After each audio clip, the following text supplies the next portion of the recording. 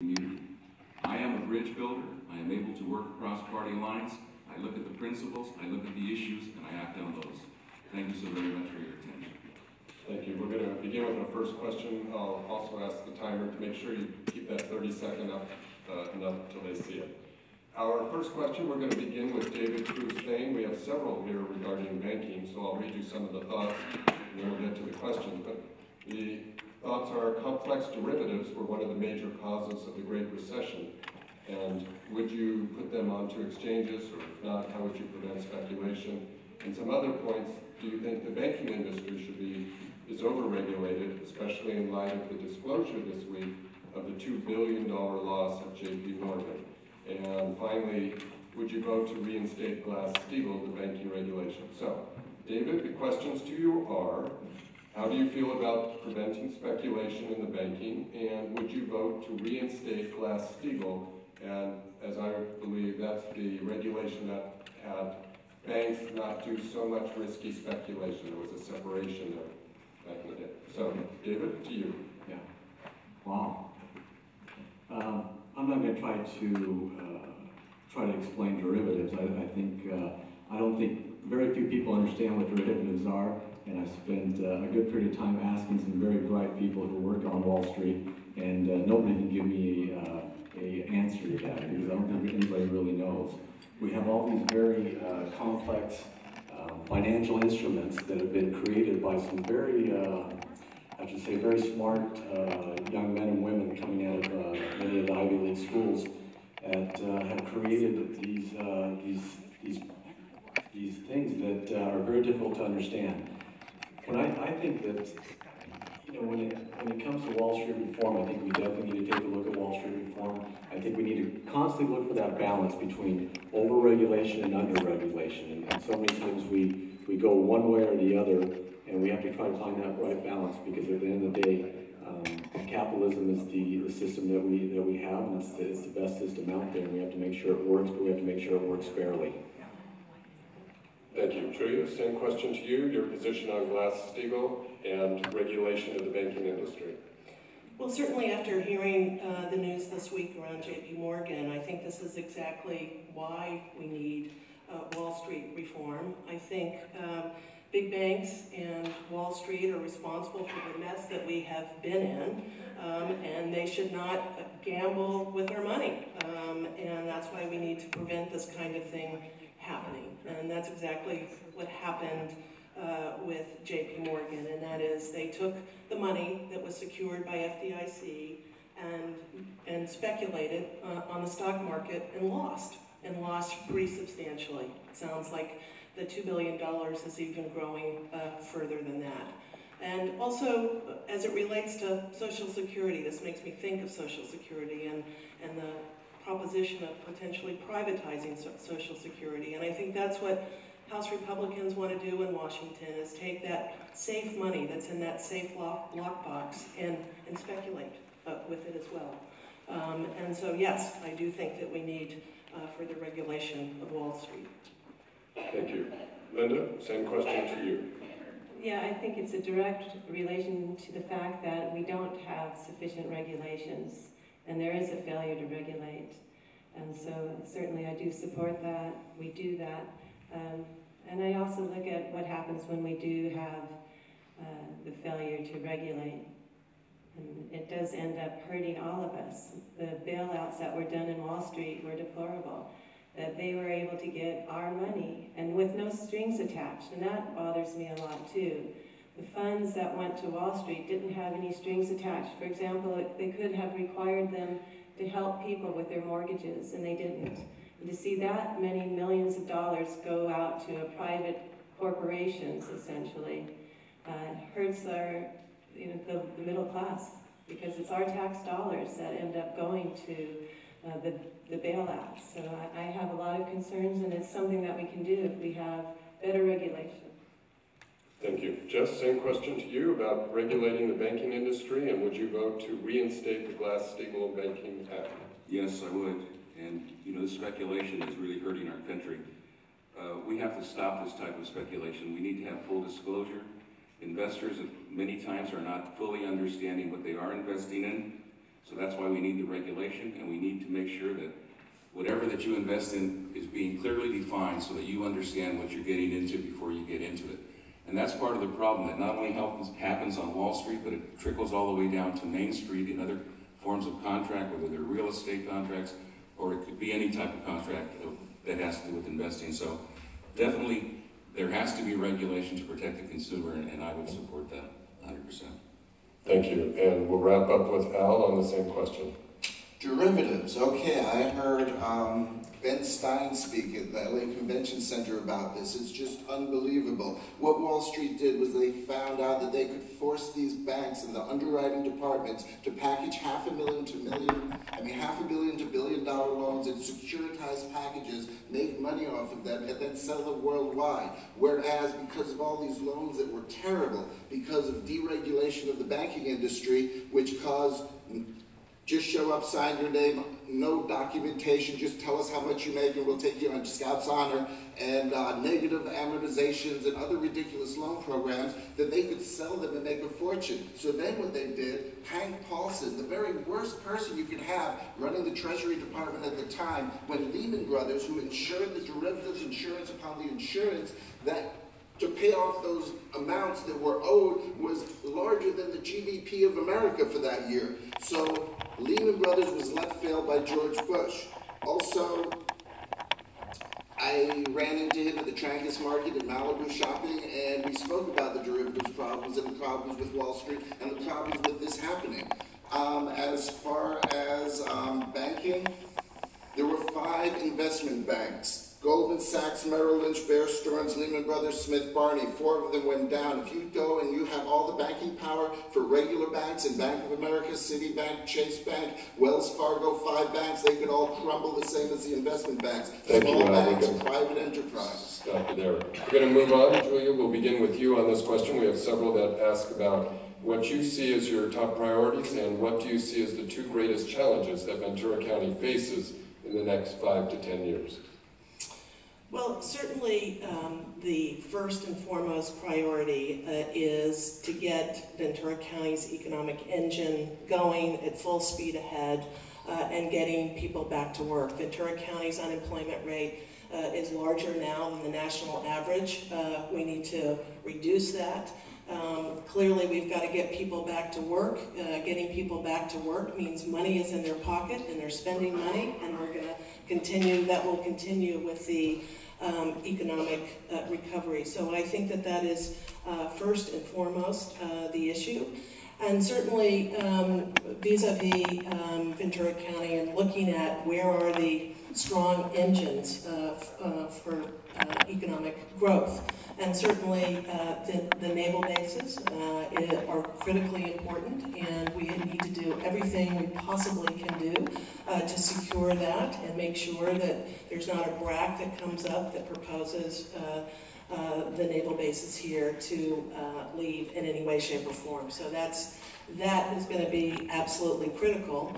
And then, of course, I think Port Hueneme is another part of Ventura County's economic engine, and that is to make sure that Ventura County, Port Hueneme continues to thrive and to grow. I believe, I've always said this, that I think Port Hueneme has great potential for great growth, being the only deep water port between Southern and Northern California. Thank you. Thank you. I know those minute and a half go pretty quickly. Linda, same question to you, your priorities, and what do you see as the 2 greatest challenges facing Ventura County in the 5 to 10 years? Well, as a Ventura County supervisor, I first thought of the question as for the county of Ventura and what we're looking at right now with the state releasing prisoners and having to put them in jails and not having sufficient capacity, as well as the hit on education, and also from the aspect of welfare and Social Security. We have some big issues. But from a congressional perspective, I think the most important thing is that we need to get jobs. We need to help the economy. I have a 10-point job plan, and I'd like to go through that until I'm buzzed out. And that is, first of all, I think that we need to make sure that we increase job training programs in the sectors of the economy that are growing, and particularly for veterans coming back from Afghanistan and other places. We need to be able to see that they can transition back into society. We need to invest government resources in the type of infrastructure that is needed, like our Sacramento Delta, like the bridges that are substandard. We need to keep agriculture a viable industry.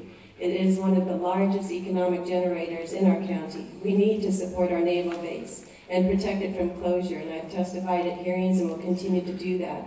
We need to attract other businesses because of our high quality of life to our area, and we need to streamline bureaucracy so that we can allow for businesses to expand. And we need to invest, most importantly, in higher education. Right now, the state of California is failing us with expensive tuitions and high debts for our Have to buzz you in students. right there, so thank you. And Jess, your priorities and what do you see as the two greatest challenges in Ventura County over the next 5 to 10 years?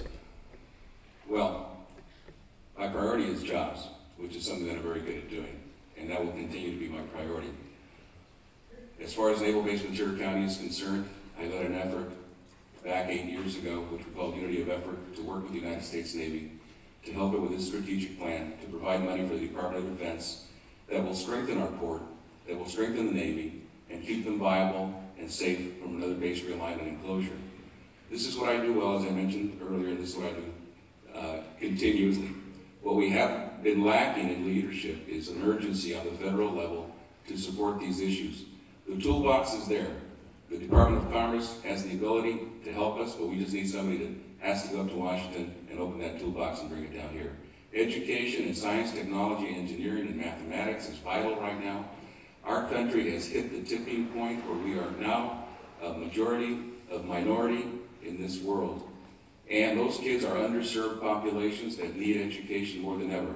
If we fail this generation with education, which we are doing right now, we are not going to have the United States of America as we know it. We have to find that money, and there is that money available also for these institutions that serve underserved communities to bring them up and educate them in science, technology, and engineering and mathematics for the jobs of the future. And I have the political will, which has been lacking, to accomplish these things. You can count on it. Thank you. Our next candidate is Al Goldberg. Al, your priorities if elected, and what do you see as the two greatest challenges? Well, the challenges are, it's the economy and job, fellow geniuses. And the only way you're going to create jobs with large corporations shrinking and companies going out of businesses is for each and every one of you to go out and try to start a business. When I got to California in 1981, I had a convertible and $48. I started a new DBA every 6 months till I got about 7, 8 businesses going, and I had a multi-million-dollar sales company. If 90 to 95% of the new businesses fail in the first 5 to 10 years, you need to start 10 to get 1 or 2 good ones. Most people start one, give up, throw up their hands, and walk away. Let's talk about solar, biomass, biotech, and the film industry. Those are clean jobs and clean things. And I'm talking about something really ridiculous, because I do that. Basically, I had a relative that worked for a year to start a company for free. It was gamble, it's a chance. And in the first year, if you all went out and started a business or two, then my kid had worked free. He got the financing for the company, and he grew to one of the largest real estate companies in the world.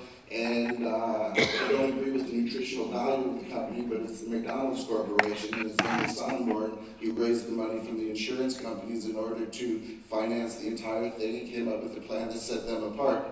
You need to start small businesses, you need to start small industries, you'll have to work for free in some cases, you'll have to go out on a limb and take a chance, but that's where you hit a home run, sometimes with the bases loaded. Hewlett-Packard, IBM, and Mattel, they're all small businesses. Now, I have a secret plan to get the women's vote away from Julian. Al, we're at the minute and a half. Thank you very much for cooperating.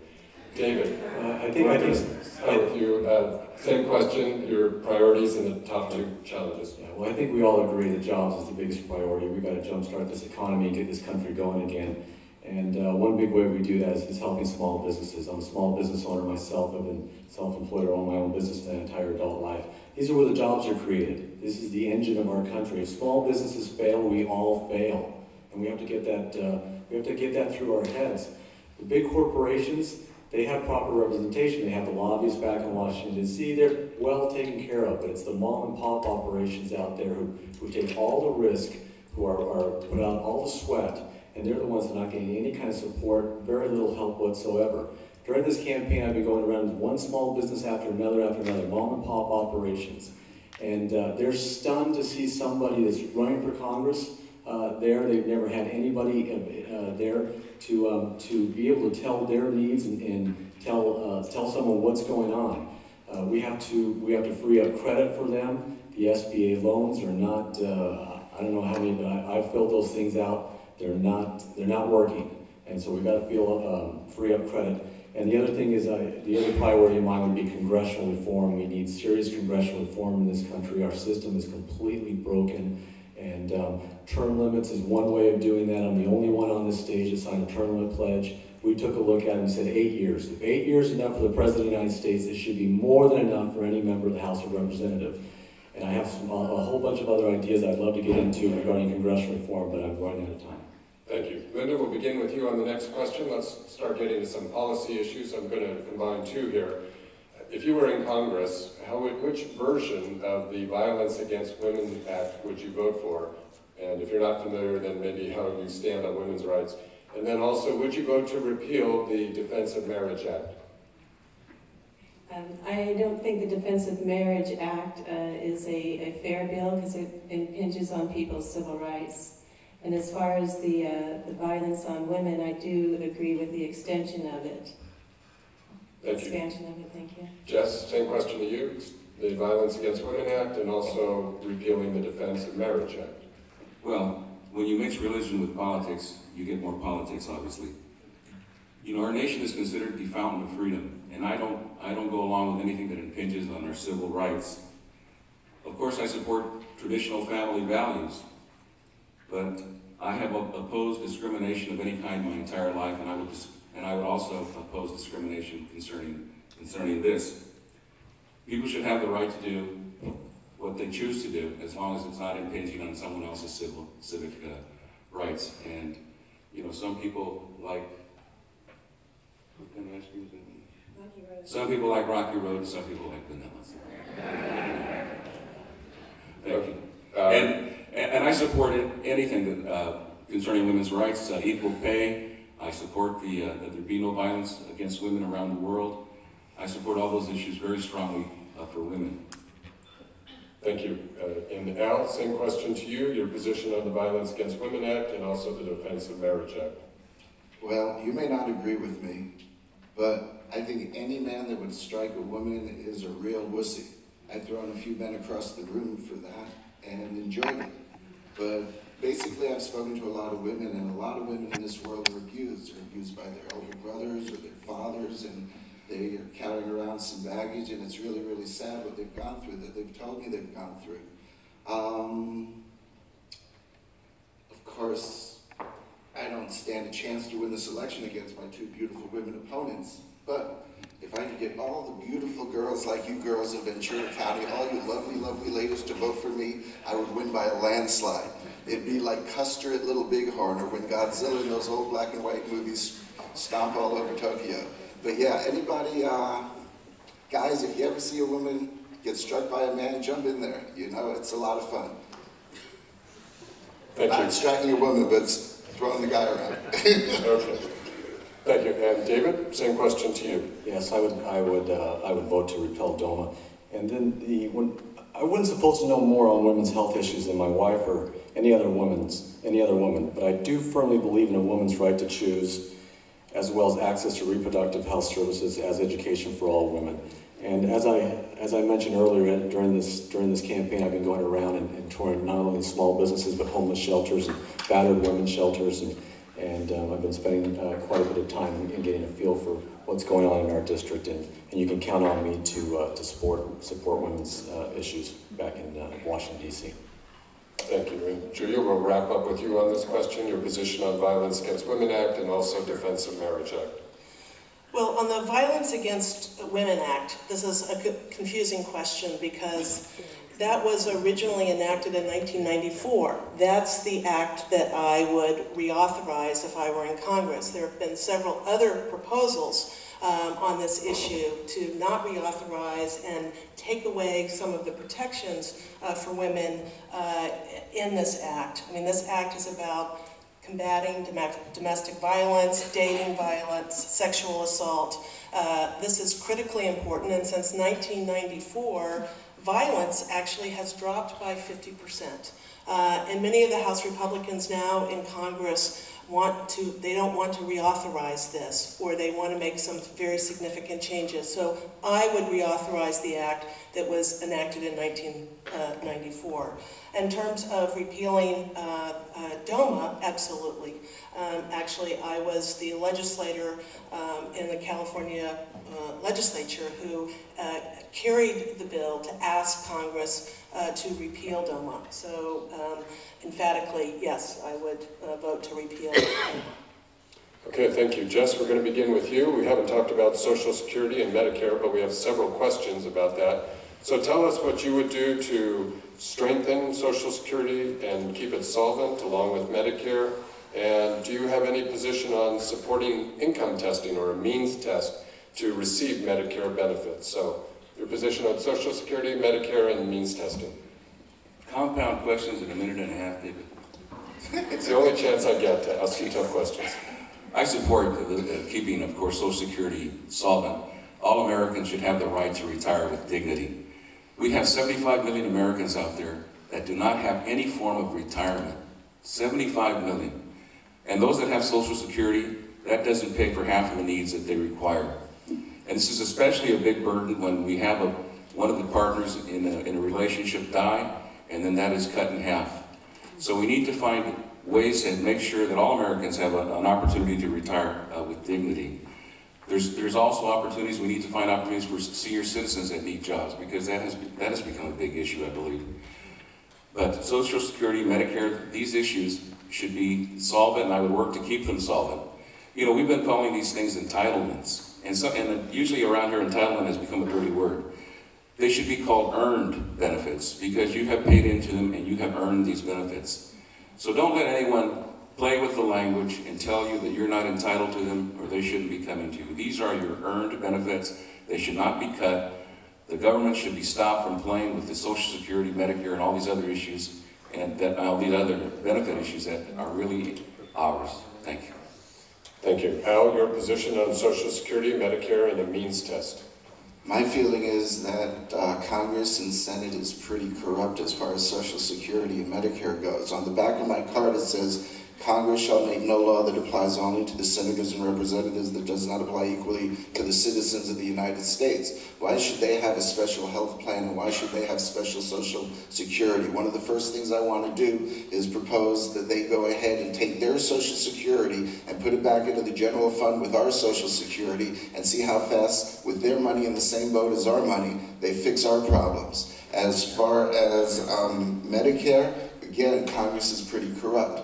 I said at the last thing I'd have to do some research. I did some research, and basically there's something called Medicare Part D, where people get free prescriptions. But what people don't know, because the insurance companies and the pharmaceutical companies have gone ahead and given so much money to your congressmen and honest senators, that there is something where they have to pay for their medication at full retail plus. They can't, in the contract, import cheaper medication from Canada or Mexico. I think that we should change that law so that the American drug companies selling the government drugs to give out free should compete at the same prices as other manufacturers and other companies, and even lower. They're stealing us blind from the national and state treasuries, if you haven't noticed. And guys, I need you to vote for me too, because with your help I can win, and then we all win.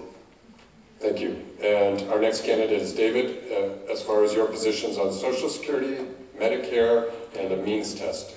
When it comes to Social Security, I speak with my parents every day, and they remind me the importance of Social Security. They are very dependent on it, and we need to make sure that's a promise that we've made to our seniors, paid into it, and we have to honor that. You can count on me to defend Social Security to the very last day. Also, as I go around to these senior citizen homes, and I've been going around to so many of them, I did 2 this morning, and again, another place where you get an earful when it comes to Social Security and making sure that it's protected and defended. And then when it comes to Medicare, as Al just mentioned, Medicare Part D is a bad deal. It is a great deal for pharmaceutical companies, but it's a horrible deal for the rest of the population, for the rest of the recipients. So, thank you. Julia, same question to you on Social Security, Medicare, and a means test. So on Medicare, I absolutely will support and defend and protect Medicare.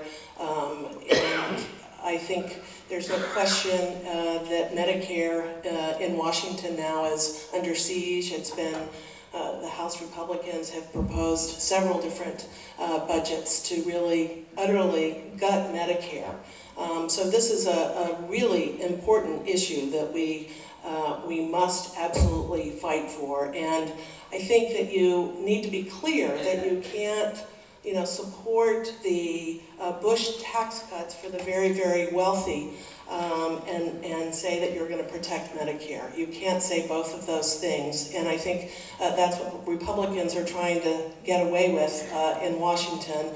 And I don't think we can allow them to say that because it just can't happen otherwise. And Social Security as well is, I will fight and defend Social Security as we know it. We need to figure out a longer-term plan for Social Security. But again, I think House Republicans in Washington, their plan is to privatize Social Security and take that money that has been in that lockbox for us and seniors to take advantage of when retirement comes. They want to take that money and gamble it away on Wall Street. And so I would absolutely vehemently oppose that and will continue to fight ardently for both Medicare and Social Security. Thank you, Julia. Linda, we'll wrap up with you on this one, your positions, Social Security. Thank you. And while Julia Brownlee has sent mailers out saying that I would end Medicare as we know it and Social Security, let me repeat actually her words, which I will absolutely support and defend Medicare. I will absolutely support and defend Social Security. And I agree, it is something that we earn in terms of Social Security. And I don't believe that unless we increase taxes, there's no other way it means I'm going to want to get rid of Medicare. I think there's a lot of things we can do, including end the war in Afghanistan, which will save money, including ending corporate tax loopholes. I don't think corporations should be able to get off with no taxes, for example. I think that there is Medicare fraud that we can deal with, and it needs to be dealt with. I think we can provide health care for less cost and have it be better quality. For example, at the County of Ventura, we have reduced the cost of prescription medication by $8 million a year. That's just one little county in all of the United States. And that's because we were able to work with the private sector and buy in bulk and be able to reduce those costs. We can emphasize preventative care. That would also reduce costs. So I don't see things as completely black and white that, if you don't do, tax increases, therefore you're going to end Medicare. I think we have a lot of opportunity. It's a tremendous budget out there in Washington. We need to look at it more carefully and see where we can reduce costs and still preserve Medicare and Social Security. Thank you. Okay, Al, we're going to begin with you on the next round of questions, and instead of policy, let's talk about style. So what are some of the examples of how you work with other people in the other party? What would you do to work with both Democrats and Republicans in Congress? Well, that's just it. As the moderator at the Cal Lutheran University said, that's the rub. It doesn't work together. I go to nolabels.com or .org. They have suggestions where Democrats and Republicans have to sit next to each other. They have to talk. They have to have other meetings. I supported that. It's tough, because to give you an example, all of the brochures, the mailers that are being done against Linda, it's because Linda was a Democrat, and the Democrats are mad at her, and the Democrats in Congress are mad at the Republicans, and the Republicans are mad at the Democrats because Linda said, oops, redistricting, I could be a Republican. And it's a genius move. She's a very bright strategist. And then for this, because she can get more votes being neither Democrat or Republican, the Democrats and Republican Party were kind of politely thrown under the bus, and she's going for the win, just like Julia's going for the win. So when things like that happen, Democrats and Republicans, like cats and dogs, like fire and ice, they fight each other. The thing is that we need to replace the entire Congress, and I want to pass that Buffett amendment, and I want anyone that votes against it in Congress, the next election cycle, let's get ordinary people like myself that isn't a professional politician to run for Congress and replace these bums. Okay, David, we'll go to you. Let me repeat the question so you can give the answer you want. Give some examples from your past of how you've cooperated with people in the other party, and what are some of the things you'll do to work with both Democrats and Republicans if elected? Well, one thing, does everybody know that what the definition of Congress means? It means to collaborate. Okay? It means to get along. Something that's just not happening. And one thing that's happening is that these party labels are killing us. Democrats not wanting to do something because that's a good Republican idea. Republicans not wanting to do something because that's a good Democratic idea. And we got to start putting our country first. We got to start doing what's best for our country, not so much for party. The party stuff is killing us. I'm talking a lot about the importance of congressional reform. It's something I'm very passionate about. The term limit pledge I mentioned earlier, I'm the only one in this race that signed a term limit pledge. And the importance of voting electronically from your district office, another idea that I've come up with. You should be able to cast your vote electronically, surrounded by voters, not going back to Washington, D.C., where you're surrounded by special interests, lobbyists, and party bosses, and you're outnumbered 5-1. You know, it used to take a couple years before a member of Congress would get corrupted. But now it's happening during before someone even gets to Congress. These super PACs are coming in and trying to buy elections. They're coming in and candidates are coming in with their special interest money, their corporate money, and their super PAC money, and trying to buy these things. And there's already candidates on the stage that have already been bought. So long before they even get to Washington, D.C., they've already been bought and sold. Thank you. Julia, same question to you. Experience cooperating or working with others in the other party, and how will you do that in Washington with Democrats and Republicans? Well, thank you. I've had 18 years of public service, 12 years as a school board member, and almost finishing 6 years in the legislature. And both at the local level, I worked very successfully with Republicans in the community of which I lived. And I've worked very successfully in the legislature with Republicans, and have actually co-authored bills with Republicans, and had Republicans work with me on particular bills. And I have sent bills and been signed by both a Republican governor, Arnold Schwarzenegger, and a Democratic governor, Jerry Brown. So a couple of examples. I co-authored a bill with Joel Anderson just a year or so ago about a bill to allow school districts to sell old textbooks to provide some more revenue in their district. I carried a bill with Senator Sheila Kuehl to clean up Santa Susana Field Lab, and worked with my Republican colleagues who helped me move that bill through the Assembly. But you know, there are real issues sometimes that we need to really fight for, real issues that affect real people, and I will continue to fight for those important issues, but I will do so also working collaboratively with the other side of the aisle, and I think I will take that experience to Washington with me. Thank you. Linda, some examples for you of working with the other party, and what would you do in Washington to work with both parties?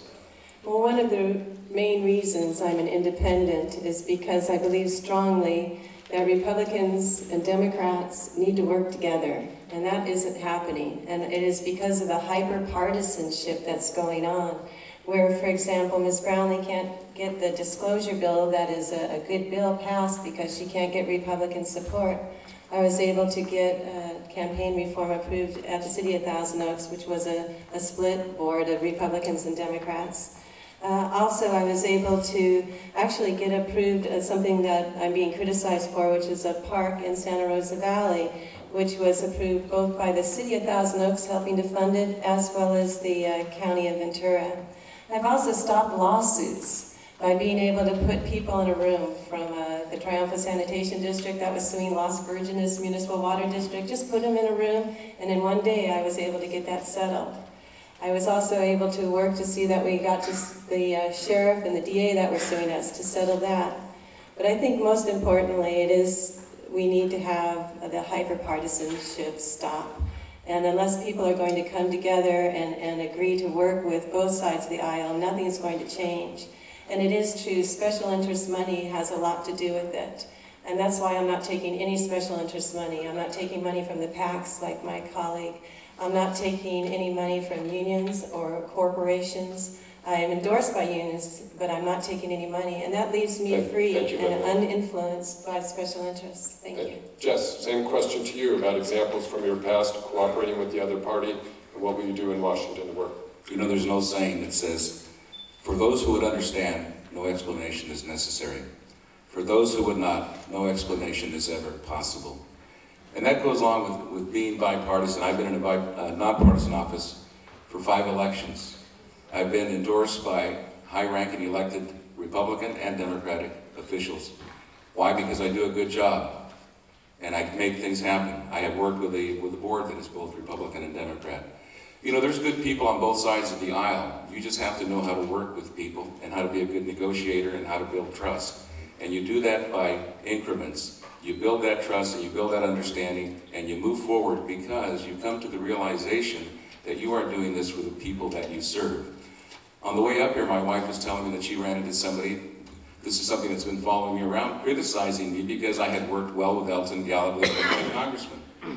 Well, Elton Gallagher was my congressman. I was trying to accomplish something for naval-based Ventura County and for the community of this district.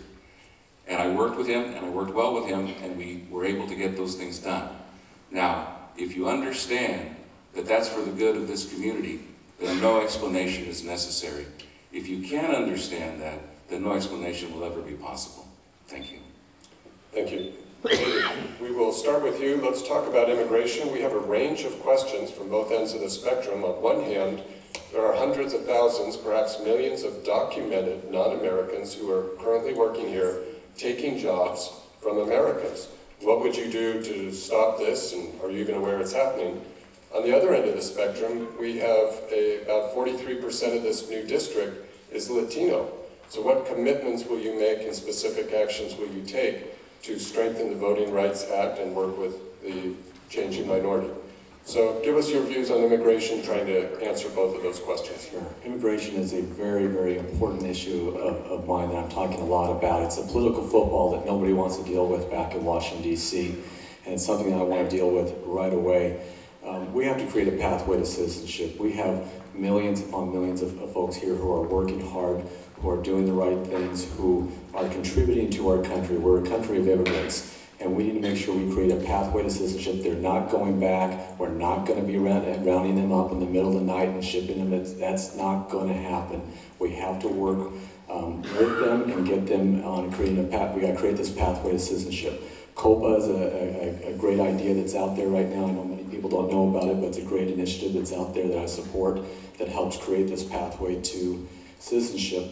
And the way I always look at it is, as a father of 4 and trying to always provide for my family, if I knew that over that fence, if you were to cross that, I knew if I could cross that and I would be able to provide for my family and lift them up, I would do it every single time. And that's what people are doing. And we keep talking about the folks who are here, the criminals, but that's just such a tiny little bit. The majority of people that are here, the far mass majority are here for the right reasons. And we need to create that pathway.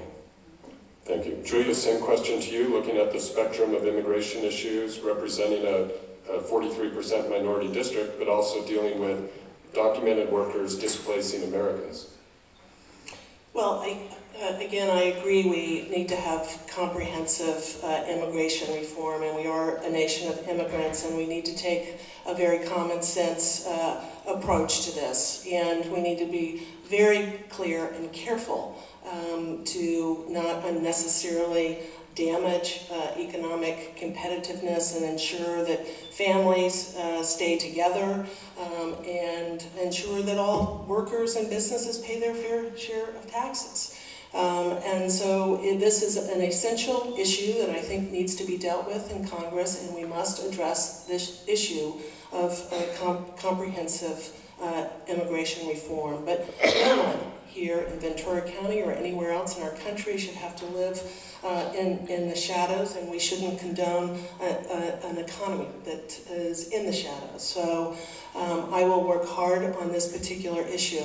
With the growing population of Latinos in Ventura, that should be celebrated. It's a wonderful thing for Ventura County, and I will certainly, as someone who has been a legislator before, I try very hard to listen, to seek guidance, to seek counsel, to understand what the issues are, the most compelling issues are, and I will continue to do that as if I am elected your congresswoman, to really connect with my Latina brothers and sisters and determine their issues and help to solve them. Thank you. And Linda, we'll move on to you with the same question. The 43% of the district is Latino, and what about American workers being displaced?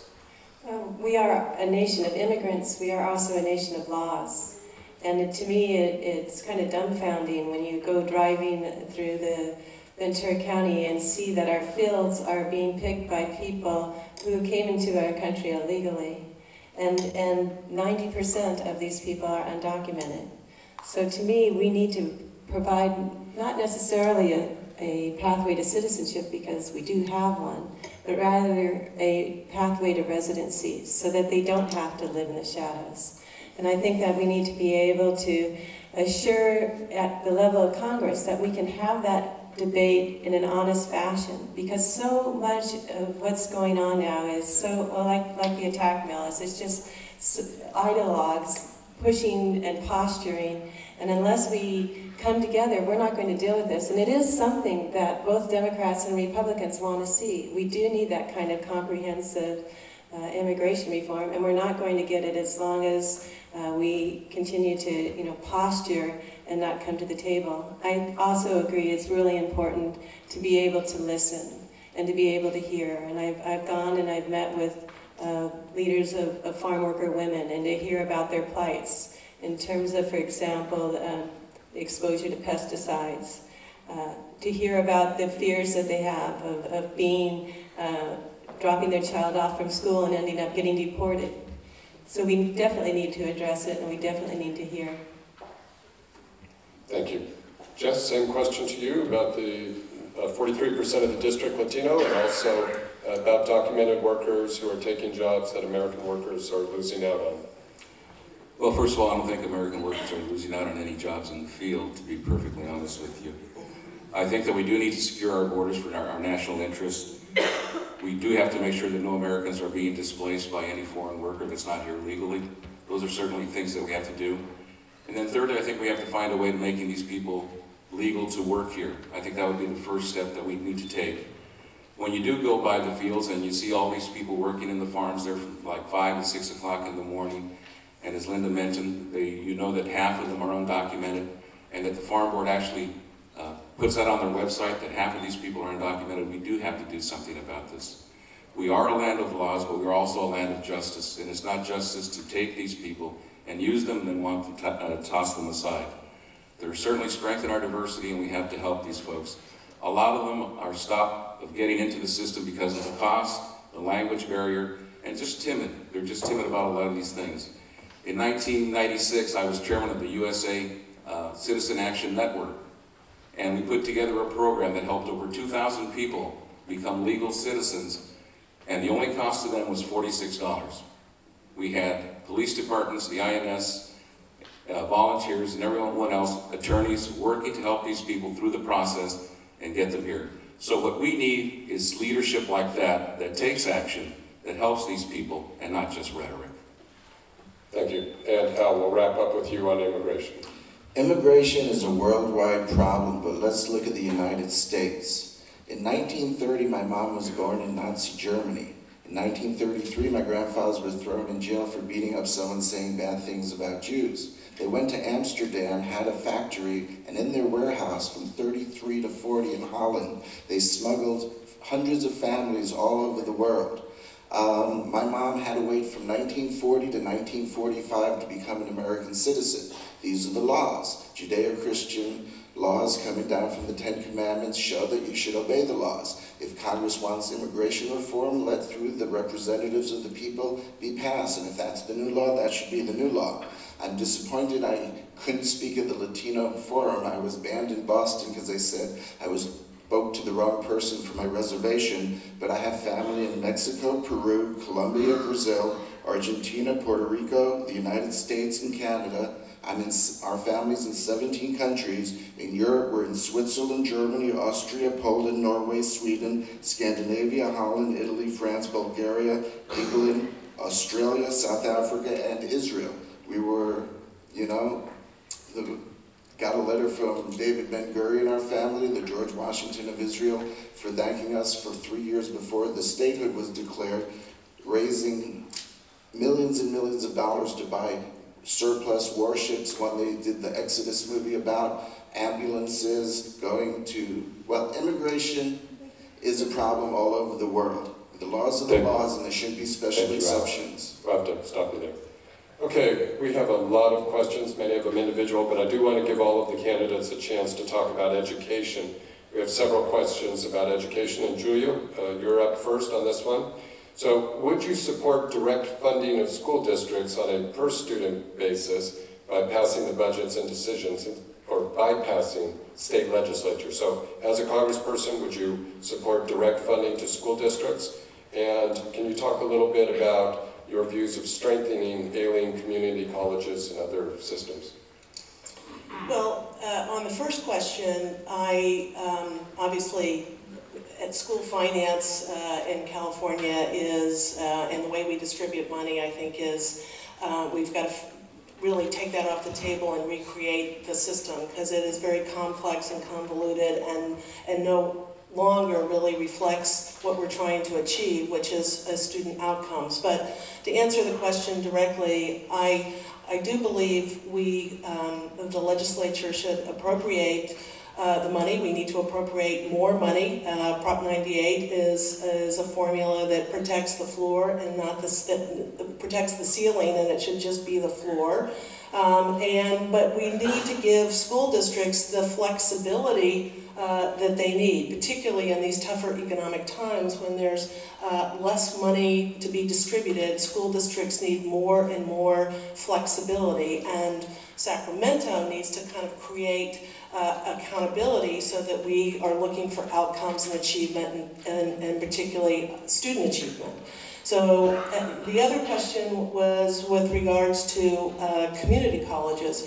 Community colleges are an essential education institution. Community colleges is the working class institution. Community colleges provide the opportunity for students, any student in California, to go to college, and community colleges provide transfer to higher education and career technical education. Sorry. Thank you. Yeah, it's a lot to answer in a minute and a half. So, Linda, same question to you about, do you support changes in the funding mechanism to school districts on a per-student basis, essentially bypassing the state, and where do you stand on solutions for alien community colleges? Well, I am very concerned that the state is not prioritizing education. I don't think it's the federal role then to step in. Those things are pretty darn bad. They're talking about ending enrollment in 2014, and the Cal State Channel Islands is being affected, as well as all the Cal State. In addition, the UCs are charging so much in tuition that it's no longer affordable to middle class. And the community colleges, the most essential for people just to get something like automotive job training. They're closing that down at Oxnard College. And it's because the state is not coming forward with the money. They can put money into prisons, but they're not putting money into education. And so while I think Julia Brownlee has her heart in the right place, we need to be able to have someone who can actually get both Republicans and Democrats in the state legislature to actually prioritize education. Why isn't that happening? And from a federal perspective, I don't like the idea that the federal government would tell teachers in the classroom, how to teach. And what we have right now with the No Child Left Behind law is you have teachers basically teaching to the test, and that is failing our students. So I think education is so very important, not only for our economy and job growth, for our future and for our children. And watching what's happening now, it's just it needs to be fixed, and it needs to be fixed at the state level particularly. Thank you, Linda. And Jess, keep it going with you. Your positions on changing the funding mechanism to school districts, and your thoughts about community colleges and supporting them, strengthening them. Okay. Well, 40%, as we know, of our state budget goes to education, and they're looking at increasing that by 16%.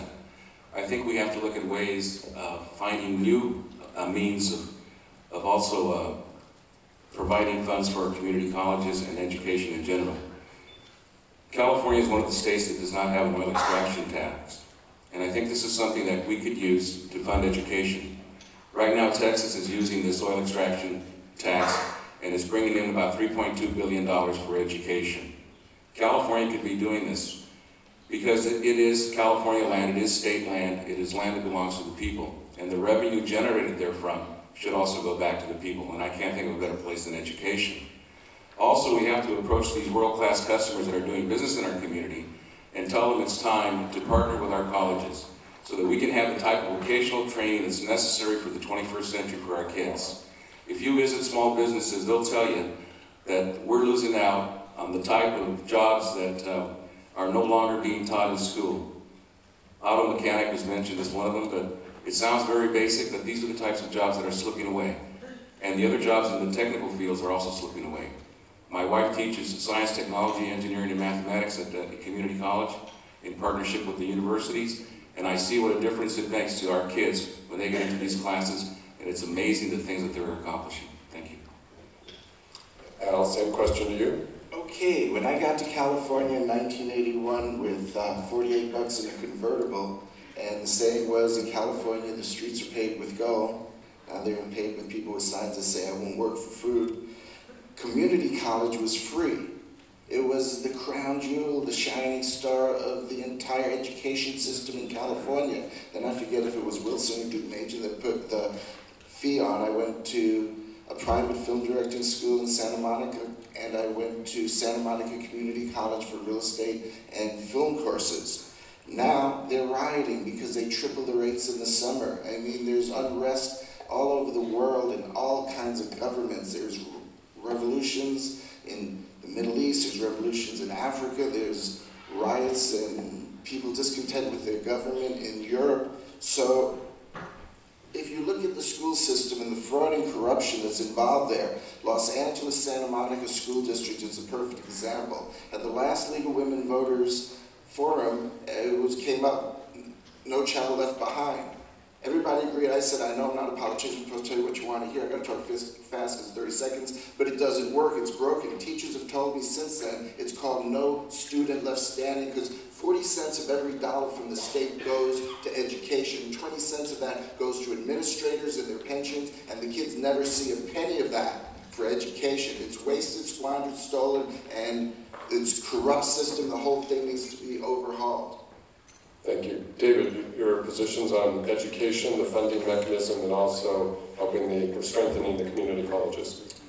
Well, my father was a school teacher for 33 years, and my sister is a school teacher up in Seattle, Washington, and I try to spend as much time as I can volunteering in my kids' classroom, going in and seeing firsthand what's happening.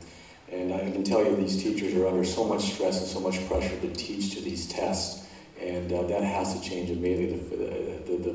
Unless that happens, we're losing out on so many great teachers. They're choosing to go into other professions and into other fields. And we have to allow these great teachers to do what they wanted to get into, and that's to teach, not to teach to these tests. So that's something that obviously needs to be changed right away. Tenure is something that we need to take a good hard look at, and I think it's something that's really, really hurting our education system and needs to be reformed.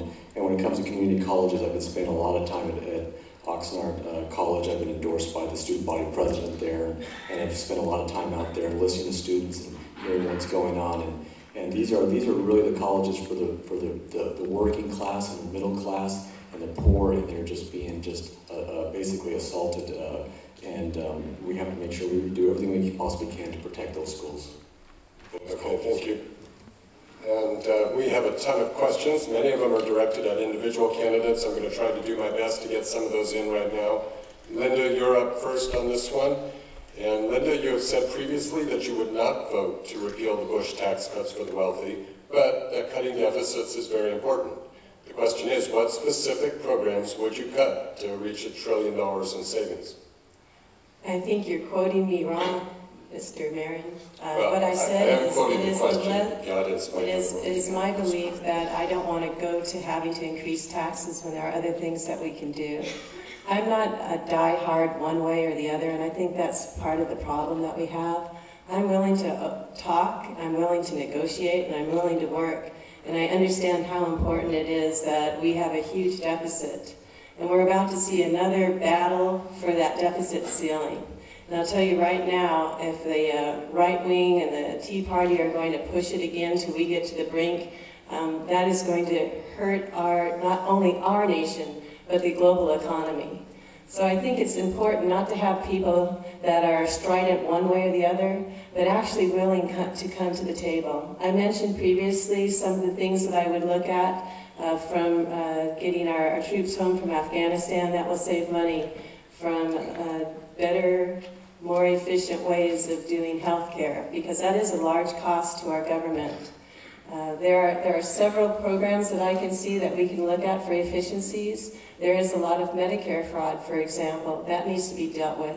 And I don't consider having corporations have to pay their fair share as a tax increase. I actually think that we all need to pay our fair share. And yeah, sometimes it is going to hurt, but it is really important, I think, to make sure that we can protect our economy. And we're seeing horrible things happen in Greece right now for failure of their ability to protect it. Thank you. Jess, a couple of questions for you. I'm going to sort of combine them, but number one is you've raised less money than some of the other Democrats on this panel, and you also are, phrase this right, so you've raised the least amount of money of some of these candidates, and what will you do to try and, or what makes you think you'll be able to be elected? And if elected, how do you plan to represent the East County? Well, unless they have a different type of human beings on the East County than they do on the West County, I guess I would have a difficulty. But since we're all the same, I think we're the same species here, aren't we? East County, would you raise your hand so I can recognize what species you are? West County. So, you know, I think, you know, there's homes in foreclosure in Thousand Oaks, and there's homes in foreclosure in Oxnard and Ventura. I think we're all suffering from the same issues here. I think I'm quite capable of recognizing what the issues is. As a homegrown person here in Ventura County my entire life, I understand what you have been through and what you are living through right now, and I understand the issues that are facing people around the kitchen table. So East County, West County is no different. You may be earning more on the East County than they are earning on the West County, but we still have the same problems. We're still trying to put our kids through school. We're still trying to pay our mortgages. I don't think I would have any problem working with people in the East or West County. As I say, we're all facing the same problems, and especially those are the problems that I'm very good at solving. I'm a very good negotiator. I know how to work with people. I know how to build those bridges, and I know how to get things done. And in the final analysis, that's what we need. Someone that knows how to get things done. Thank you. Thank you. Al, the question to you, the person in the audience is stating that you had a deadline of May 11th to submit a response to the Federal Election Commission, I believe. And have you submitted that response? It was regarding an inquiry about your committee. And if you have responded, what did you say? Okay. No, I think I missed that one because it would take me about 10 or 20 hours. And when I ran in for Congress in 2000, they called them, and I called them again this time, and they said it would cost me a penalty of about $200. So I have to judge what is a man's time worth. You can value your time at $8 an hour. You can value your time at $100 an hour. Or there have been years where I've made $400,000 or $500,000 or more. You can value your time at $1,000 an hour. For me to spend 10 to 20 hours doing all this paperwork where I can pay $200 and spend 10 to 20 hours out there talking to the voters, I'll do it. So I checked with them and they said, sure, you can file it after, but there's a $200 penalty. I'm willing to pay that to spend my time campaigning, talking to the people, as opposed to some of my opponents, not all of them, who are talking to the PACs and the big dollar donors. Now, as far as corruption goes, someone asked a question about people go there and they're corrupted. My dad said that in life, no matter what you do, you should always have fun. I'm having a great time at this because I love the competition and I love the excitement and the enthusiasm, even though there's all these people slinging mud and dirt at you, and it's like not cool. It's not professional, and it's not following the rules of God and the Ten Commandments and some of the things that they're saying. But what it is, you know, I got here with almost nothing. I built $1 million company. I lost that. I built another fortune. I'm fighting to hold on to that. So no matter how broke I am, money doesn't matter how wealthy I am. The idea is to have fun and be a good person. Some of you guys may not got that memo. Okay, David, the question to you, and this must have been based on something you said earlier. Did you mean to say earlier that members of Congress should be able to vote from their home state? That they should not have to be in Washington to actually vote? Could you clarify, please? You bet, absolutely, that is correct. Why do they want you back in Washington, D.C.? When you go back there, ladies and gentlemen, when you see the meetings that they're taking, members of Congress, they're not taking meetings with you and me. They're taking meetings with special interests, lobbyists, and party bosses all day long. They're outnumbered 5 to 1. You've got to get them out of Washington, D.C. With technology being the way it is, we should be able to vote securely from our district office. I would have a district office here in Thousand Oaks. I want to be surrounded by voters. I want to be surrounded by the people who, the constituents and the voters who helped put me there. Not by lobbyists, not by party bosses.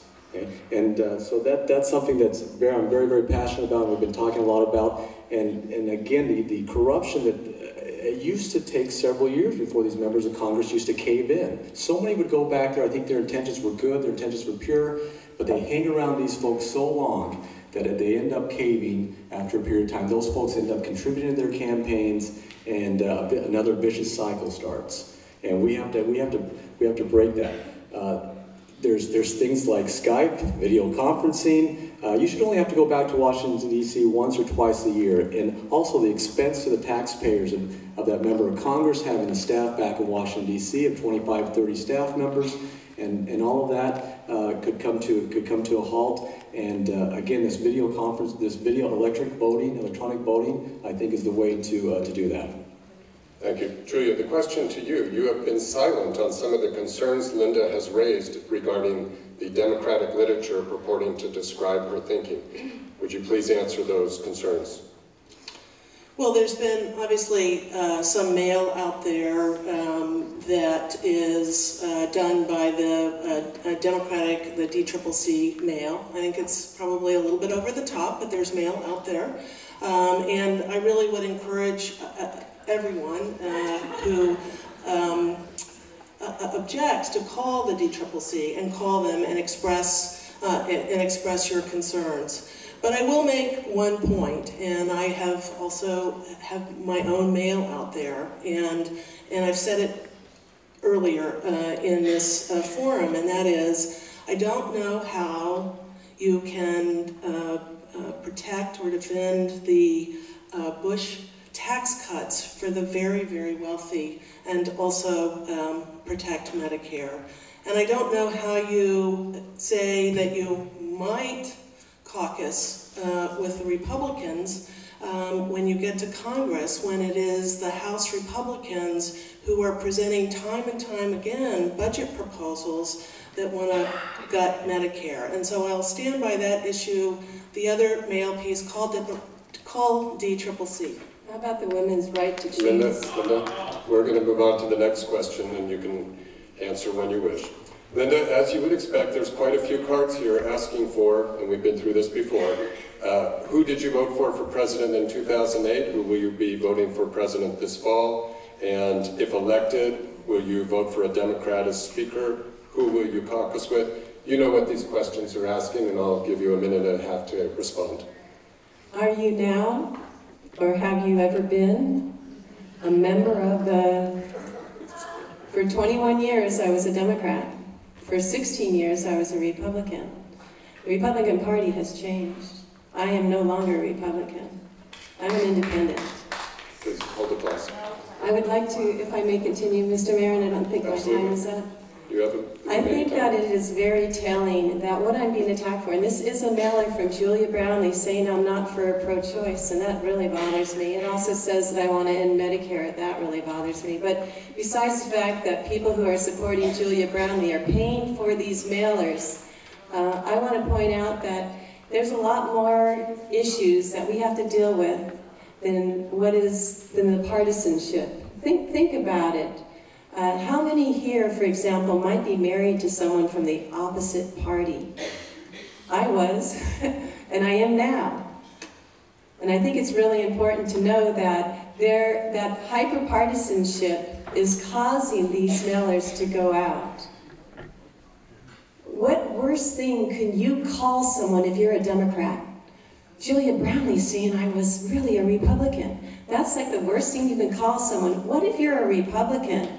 What's the worst thing you can call someone? Well, Audra Strickland was calling me a Democrat.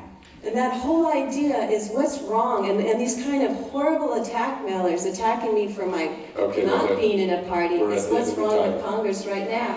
Linda, thank you. Okay, we'll move on. And Jess, we have a question for you. And that is, can you tell us a little bit about your views on the bullet train and also global warming? Well, I did take a ride on one bullet train, and that was in Shanghai, and they go very fast. That's on the bullet train. Now, as far as climate change is concerned, I'm sure, for every action there's an equal and opposite reaction, so I'm sure that us being here on Earth is causing something to happen. The emissions from our automobiles and everything else certainly make a difference. We do have to take a new look at how we harness wind, solar, and every other type of energy that's available to us. Unfortunately, we can't all be driving electric cars because they're more expensive than even an economy car. And some cars have stopped being produced now, unfortunately. For example, at the Port of Hueneme, we're doing everything that we can to generate electrical power so that we don't have any emissions going out into the atmosphere, and we've cut down on our NOx considerably. We have a clean truck program there that's also being very successful to turn over trucks into clean burning fuels. Vessels are doing the same thing. So I am concerned with our environment, and we are taking steps, and I have personally participated in those steps to have a green port, and that's the business that I'm involved in right now, and that's what we're doing there. You have to understand, too, that energy is extremely important to our national defense. The Department of Defense is the single largest industrial user of energy in the world. So we do have to find those types of energies that will meet the needs of our national defense in the future. Thank you. Thank you. And Al, same question to you. Your position on the bullet train, would you support federal funding for that, of course? And what is your position on global warming? Okay, let's address global warming first. I know a little bit about science. I read Sir Isaac Newton's book on optics and followed in 2 or 3 different languages when I was in high school because I was inspired by an environmental professor who gave me a book. It was so far ahead of its time that the oil companies, through the Reagan administration, stopped printing. It's for every action, there's a reaction, equal force and opposite direction. As far as global warming, that data was falsified. There were, as far as science goes, there's true science and there's false science. It's unfortunate that it was falsified, but they used to say, the scientists said, if Columbus were to sail off the edge of the earth, he would fall off and be eaten by sea monsters. I think it was Galileo, I'm not sure. When you get this old, you can't remember everything. It was declared a heretic or a lunatic, one of those ticks, for saying that the earth revolved around the sun. As far as global warming goes, the scientists said that it just isn't happening. They falsified some documentation, so that's a shame. As far as the bullet train goes, like I said on Medicare, I need to do more research. I did more research. I found out about the D and the lobbies. But it's good. We need high-speed transportation. To give you an example, Senate and Congress fined General Motors, Chevron, and one other company, Firestone, for in the 50s, I learned this in a film class, tearing up the red car and designing the freeway so everyone would need a car, creating more pollution, more rubber, more gas, and now we're paying for a second time to rebuild rail in LA. Stop it there. Thank you. David, same question to you. Your position on funding for high-speed rail and also global warming, your views. Well, I think high-speed rail is an important, we need to have high-speed rail in this country. We're very, very behind when you look at many of our competitors around the world. They have it, we don't. And when you look at our transportation problems, not only in this country, but especially in our state, it definitely indicates that we need high-speed rail. I'm a big supporter of it. The current system that we have, the one that we have on the board right now, the big picture of it, I always liked the big idea of it, but when we look at the specifics and the details of it, it's very concerning. And I think we need to go back to the drawing board when it comes to high-speed transportation, high-speed rail. But I'm very, very committed to it. Thank you. Julia, same question to you. Your positions on federal funding for high-speed rail and also the effects of global warming. What are your views?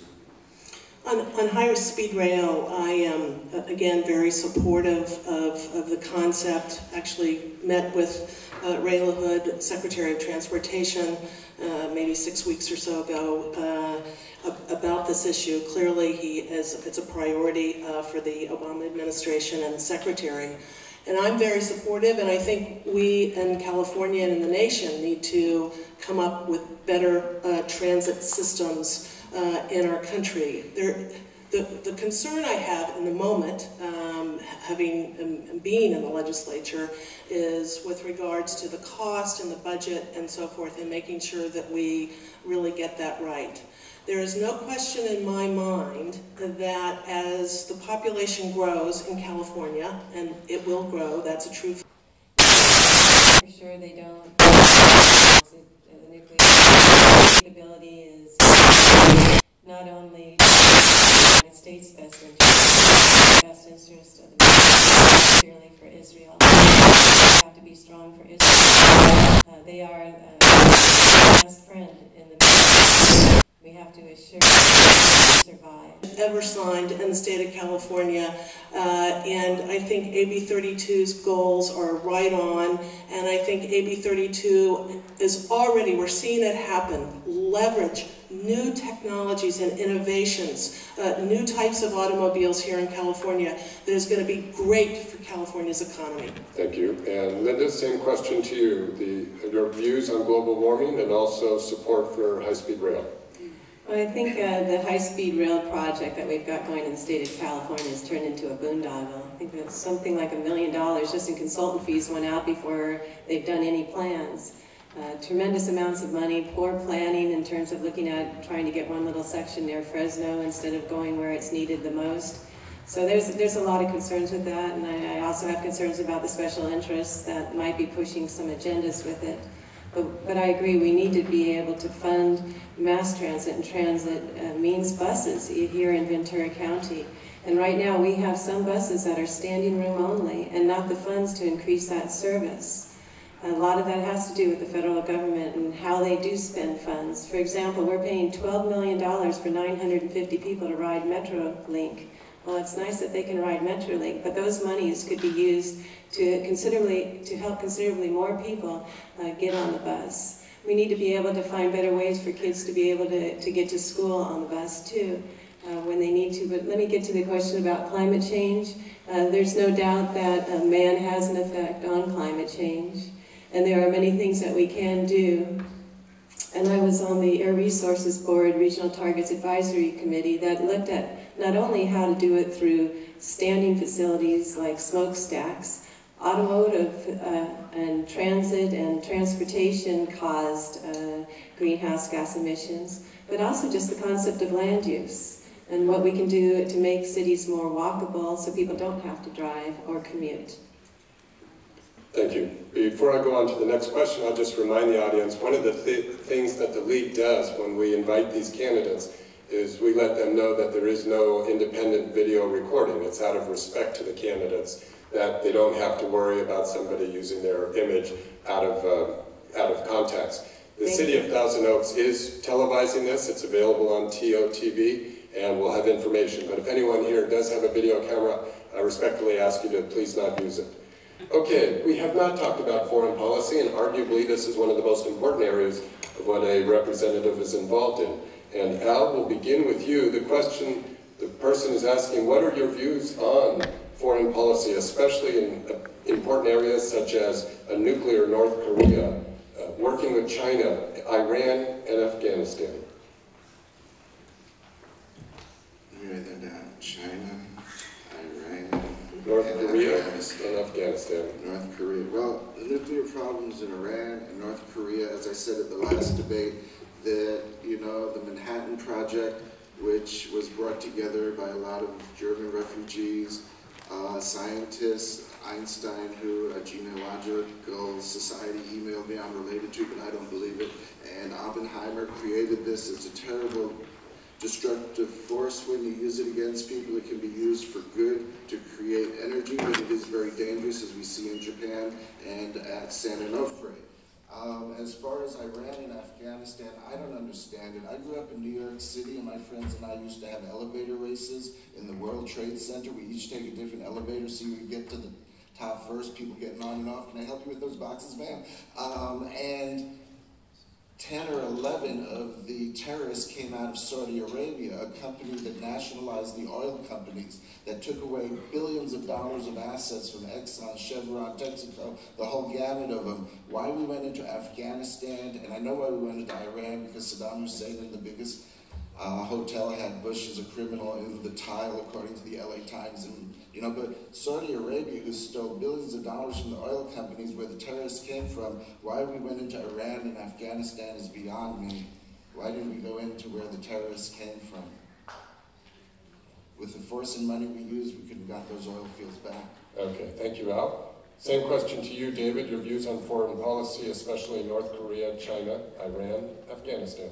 Well, when it comes to, I think one of our most important things that we need to be talking about is Afghanistan. And one question we need to ask ourselves, why are we still there? I don't understand why we're still there. We've accomplished everything that we're going to accomplish there.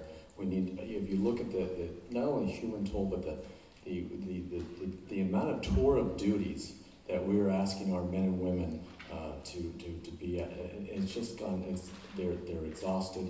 We've overextended them. And we've really almost asked too much of them. It's time to return our troops back. And the other thing is we cannot afford, we need to get our financial house in order. We can no longer afford these wars. I mean, we couldn't afford them in the first place.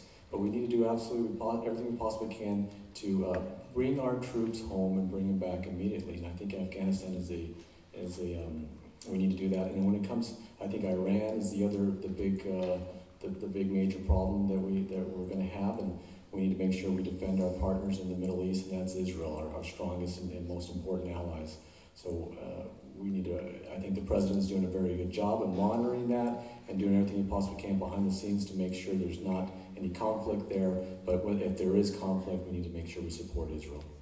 Thank you. Julia, your views on foreign policy covering North Korea, China, Iran, Afghanistan. Well, I'll start with Afghanistan, and I certainly believe and have said before that we need to withdraw our troops as quickly as we possibly can, obviously without compromising any kind of security for the U.S. And we need to work, the U.S. needs to work with the people of Afghanistan to try to very much form a stable government there as well.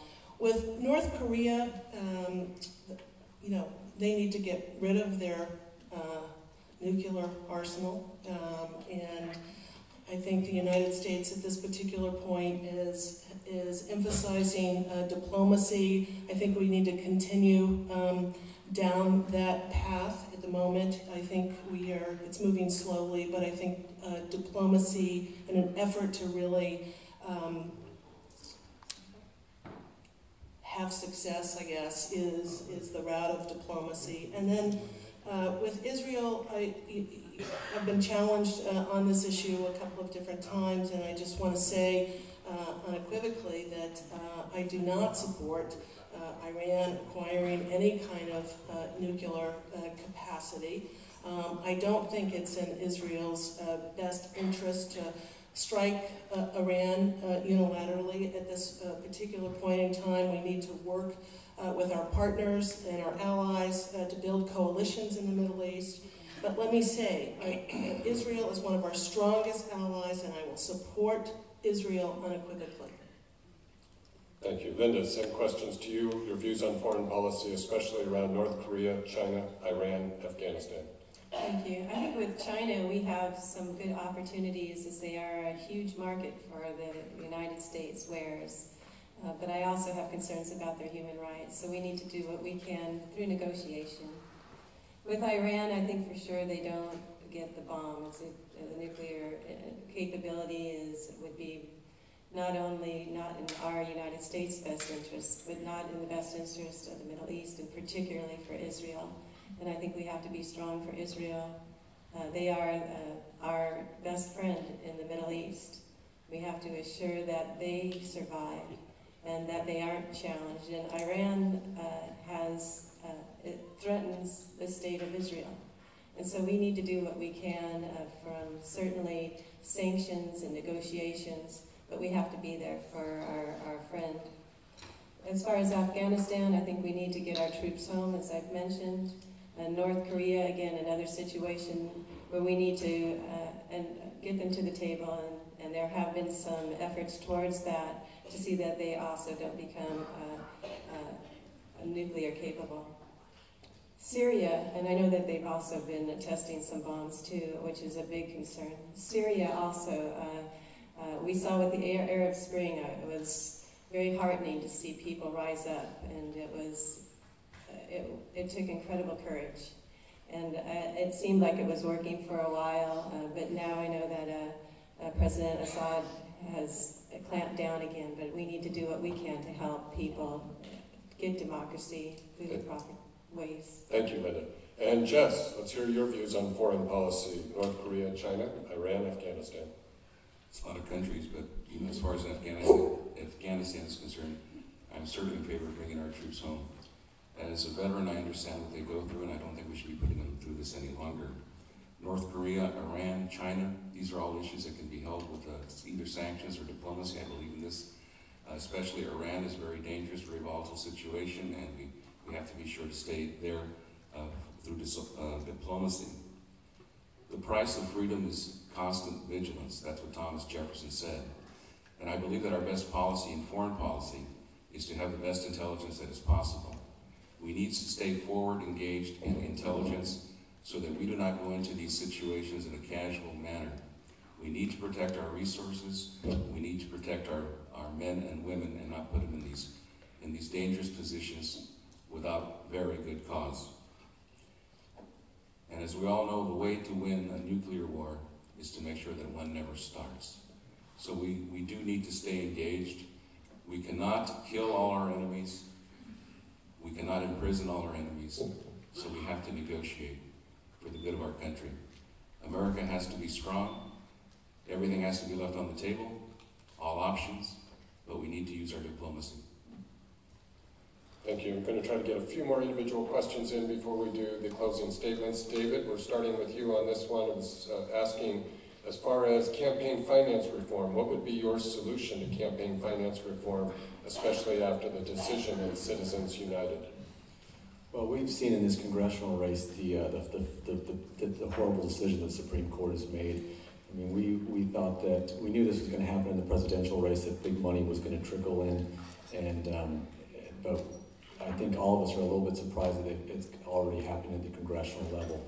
I mean, we have decision makers back in Washington, D.C. and these super PACs that have come in and have chosen a candidate in this race, and they are spending a tremendous amount of money on negative ads. It's one of the most negative campaigns I've seen in a long time. It first hit me when, Julia, when you got into this race, when you had all your supporters call me and harass my voicemail, fill my voicemail up with harassing calls, my private cell phone with harassing calls, trying to push me out of this race. Then you shifted your attention to Linda, and these mailers are out of control. I mean, there are so many of them. And when you say call the DCCC, that's your buddies, Nancy Pelosi. I mean, they're the ones that have endorsed you. They're your buddies. So And that's a real cop-out to say, call the DCCC. Thank you. Julia, here's your questions. You have a minute and a half. For what reasons do you believe that you have a better chance of defeating Tony Strickland, especially if you've never lived in Ventura County? So you have 90 seconds to handle everything. Well, I'm very disappointed that I can't answer the first question that you asked. But so you're free to use your 90 seconds however you wish. Okay, thank you. Look, this is a very important race. It's a transformational moment for Ventura County, and I believe that I can win the primary here, go on to the general, and beat Tony Strickland. That's what I believe I can do. I am running I'm running here because I believe in real issues that really concern real people. I have represented a portion of Ventura County for the last 6 years. I know this community, but most importantly, this is about real people and real issues and getting things done for the people here in Ventura County. And I believe that I have a strong track record that demonstrates my ability to get things done for people who live here in Ventura County. Anybody can look at my track record. It's out there. And I believe that this is a very important, pivotal, transformational time for Ventura County. I look forward to having more in-depth conversations with all of the people of Ventura County. I would like to respond to the first question and just say that I'm the author of the California Disclose Act here in California and working very hard on this issue and very close to seeing success. Thank you. You will have your closing statement. Linda, a question for you, and this one refers to your past. You have been a supporter of transit here locally, but the Republicans' proposed transportation bill would cut funding for rail, buses, and the types of transit that you have recommended in the past, including ones that reduce greenhouse emissions. So the question is, I know you want to be independent, but aren't these issues where there is a clear moral need and choice important for you to be able to vote on? I not only want to be an independent, Mr. Marin, I am an independent. And I think your question indicates that perhaps I'm going to side with Republicans. To me, I love the idea that I can vote based on the issue, and I certainly support transit. So that opens it up. And I do want to also say that I very much appreciate that you had the cameras turned off, because wherever I go, they call it political ambush. I have been filmed and photographed. You'll see it on television. Probably this night's session where they were photographing me is so that it will help Julia Brownlee's ads. But it has come to such a state of our nation that we have candidates willing to lie to get elected, to say my opponent's not for pro-choice, or my opponent will end Medicare. To me, it is so important that we have this pivotal time, that we have the ability to have someone in Congress who isn't stuck to an ideological position, but actually can listen to all the issues. I'll support a bill. I don't care if it's signed by a Republican or a Democrat. If it's a good bill, I would support it. And I think Congress members need to have that ability to have that trust that you can actually work with both sides of the aisle. And so I feel very strongly if we can elect someone from Ventura County who has lived here for decades, we'll have someone that will truly represent our county's interests, not the parties. Thank you, Linda. Thank you very much. Jess, a question for you, too, actually. The Keystone Pipeline. Would you support allowing the Keystone Pipeline to be built? And also, what are some of your ideas to keep jobs in California rather than them going out of state? Well, first of all, concerning the Keystone Pipeline, I think it's been, the route has been changed so that it doesn't cause any environmental problems. That's the latest information that I have, and it would create jobs for many people. Now, keeping jobs, as I said earlier, every year I go to Washington a couple times and I work with the Department of Commerce and Department of Labor, and there are a lot of opportunities, but we have not had the ability to bring those to fruition because we have not had leadership in Washington that's willing to kick those doors open. There are plenty of grant programs available here for small businesses. There's also money available for studies to find out which issue, on what initiatives we can create jobs. I've been looking outside of the district, looking to bring in some light manufacturing here. There's availability to put veterans to work, especially disabled veterans. There's also ability to put types of industry in here that can put senior citizens to work. These things are all available. The problem is that we've never had anyone that has the political will like I do to make these things happen. That's what I do on a daily basis. I work to create economic development and to bring jobs into our community. And this is what I would do as your congressman. And with a great passion and with a great joy, believe me. Thank you. Thank you. Al, a question for you. True. Our Congress, sadly, seems to be powerfully influenced by the K Street lobbyists. Do you have any policies or practices that you would use with respect to being lobbied by all of these special interests? Okay. Money isn't everything. It helps, but still at the end of the day, the only way to fight big money is to expose it if it does bad, and to praise it and expose it if it does good. And then it'll trickle on down through all of the different candidate races next time around. You just have to bring it out in the light. They're working in dark shadows, slipping envelopes. It isn't really that important to me. I have gone after no endorsements. I have a stack of endorsements that high. I'd rather be speaking to voters. I'm really seeking not much of any other people's money. I'm spending most of my own money on it because I don't want to sell out. If I had a choice of taking money, I'd take money preferably from religious groups, because if you got to sell out, you got to best to sell out to God. Now, this basically boils down to people can't see the forest from the trees past this June election, but it boils down to pure and simple who can beat Tony Strickland. Now, I'm not saying it's like Mae West in that movie, Every Day's a Holiday, selling you the Brooklyn Bridge, some of my opponents. But really, think about it. Tony Strickland will eat Julia Brownlee and Linda Parks because of their party changes and their flip-flops, and the votes just aren't there on Israel, their failure on education, their failure on the environment. And I believe, although Mr. Cruz, Thine, and Mr. Herrera will disagree, I'm the only one that can beat Tony Strickland come November, so vote for me. Thank you. And that actually completes the amount of questions that I have time for, but it's been really tremendous questions from the audience and candidates. Even though I can't get some of these in, I just want to give you a couple of highlights of what's on people's minds out here. There's questions about where you stand on health care, where do you stand on the DREAM Act, where do you stand on regulation of internet poker, and where do you stand on just the growth in the planet as far as the number of people and the finite amount of resources. There's many other good questions as well that we didn't have time to get to. It is time to begin our closing statements. We're going to go in the reverse order, and each candidate will have 2 minutes for the closing statement. And we will begin at this time with Mr. Jess Herrera. Thank you. Recently, the Ventura County Star, in a front page article, noted that the Port of Hueneme is one of the stabilizing factors in the economy in Ventura County. Stabilizing factor in the economy of Ventura County. I have been there for 17 years working to make it so. It is within your district that this economic engine resides and that it vibrates through the entire community, creating jobs and economic development.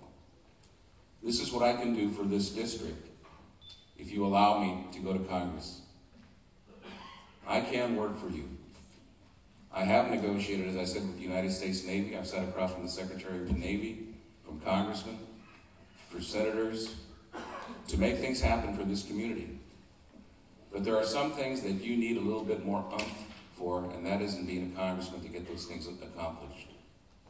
If you're really serious, look at my record, see what I've done. I'm not working for the state, I'm working for you in creating those jobs.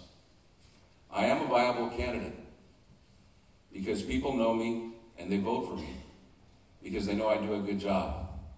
And when you know about me, I'm sure that you would vote for me. Because that is the issues that we are facing today, is jobs. I'm not a career politician. I work for a living.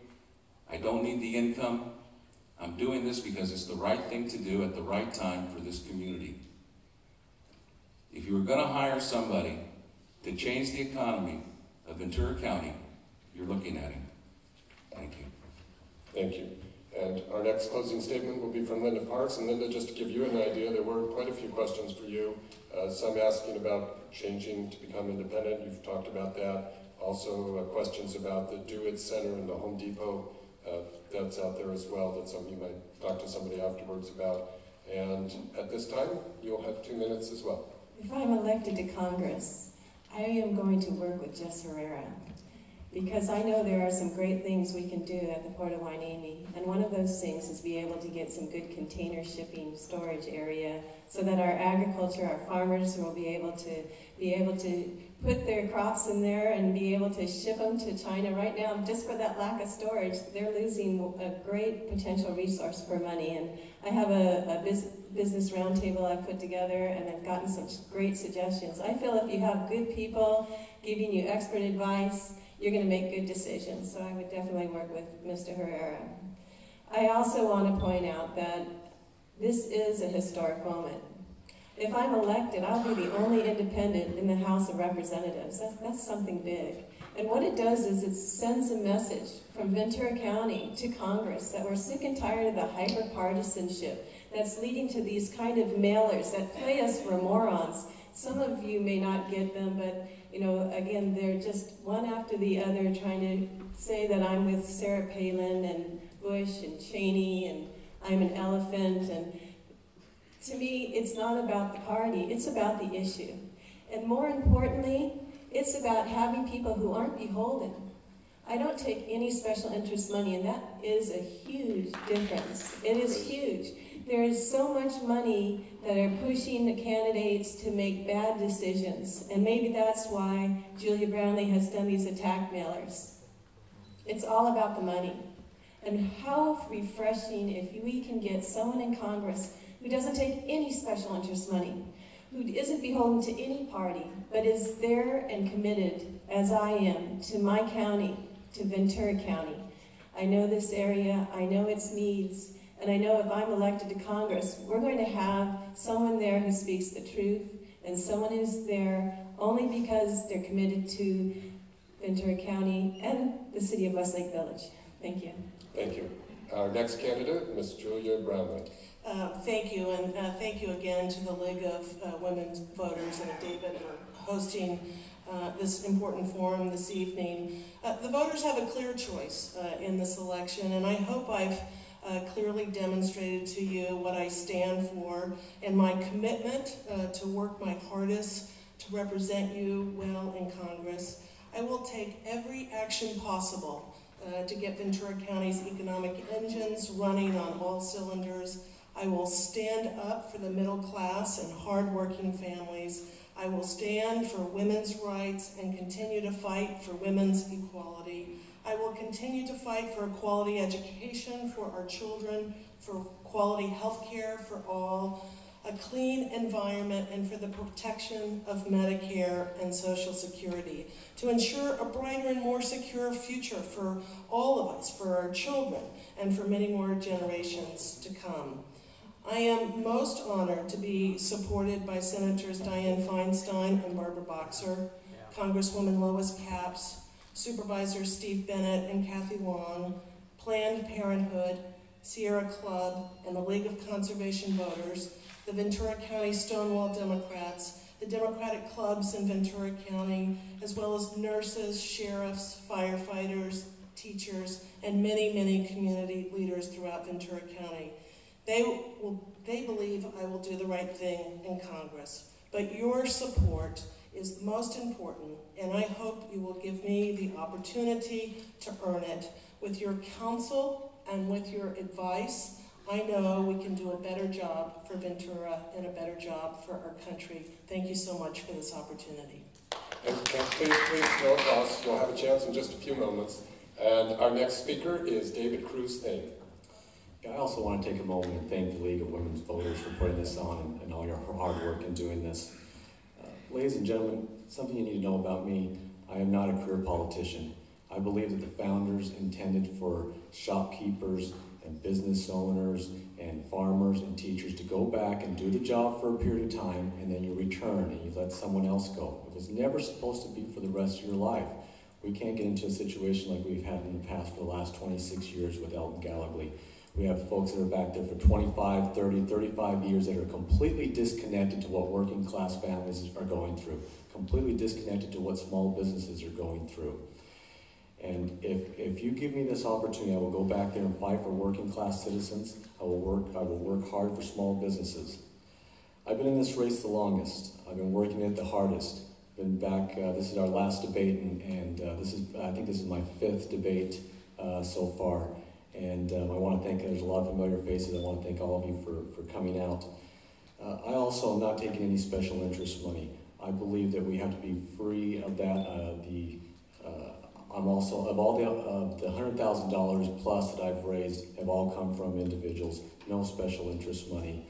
I'm a big believer in term limits, as I mentioned before. If 8 years is enough for the President of the United States, it should be more than enough for any member of the House of Representatives. And this electronic voting, we must be able to vote from our home office, district office, and be surrounded by voters, not be surrounded by the party bosses and the special interests and lobbyists. If you want to preserve the American dream, you should send somebody who's actually lived it. I've lived it. I would humbly ask you for your vote. Thank you. And our next candidate is Al Goldberg.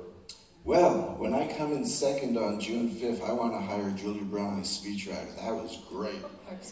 Anyway, everybody's saying how they're just going to go to Congress and get along and make it all, la-da-da. And, that's not what the American people need. The American people need someone who will go in there and fight to fix it and fight to make it right, not just to let it go on and get worse year after year after year. My family, part of my family goes back to George Washington serving at Valley Forge. The founding fathers were paid $6 per day per diem. They had no idea that they'd be making thousands of stupid laws and that all of these politicians would be stealing from the Treasury.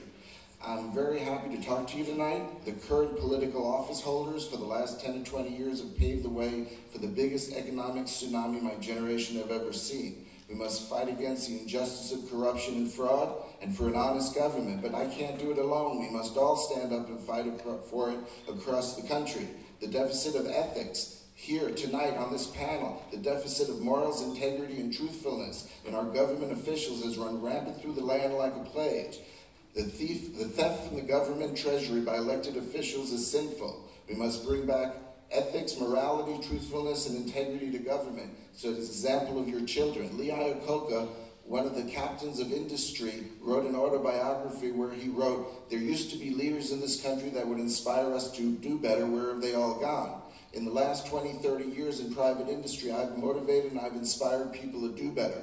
I want to do the same thing for the country, not because I need this job, like my other opponents and their stepping stones to their political futures for a higher office than this, because someone has to step up and do it, and I want to fix the country. I'm the type of person, I saw a wildfire in Ojai, jumped over the fence, put it out, jumped back over, shattered my heel. I was living on a horse ranch in Malibu where if you shovel the you-know-what, you could ride horses on the beach for film students, and a friend of mine from Texas pulled out a gun, 6 people in the room, I charged him and took the gun away from us. I see it with the country. Someone needs to stand up and fix this mess the politicians have made. Thank you. Vote for me. Thank you, Al. And before we do the applause, just one quick thing. I have several announcements, but you're absolutely right. They deserve a wonderful round of applause.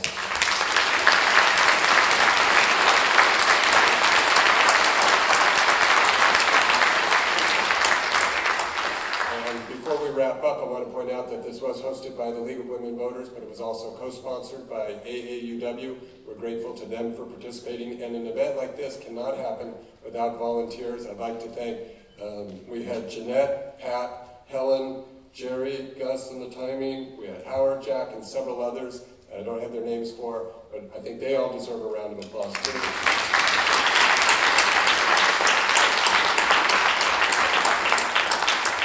We have some membership information if you're interested in learning more about the League of Women Voters out there, and I assume AAUW. I also have some sad news that I was given during the event. I wanted to let you all know it here and now. Councilman Tom Glancy has passed away, and those of us who knew him, worked with him, know that he was an extraordinary gentleman, and we will all miss him. And I think if we could just take a few moments of silence, please.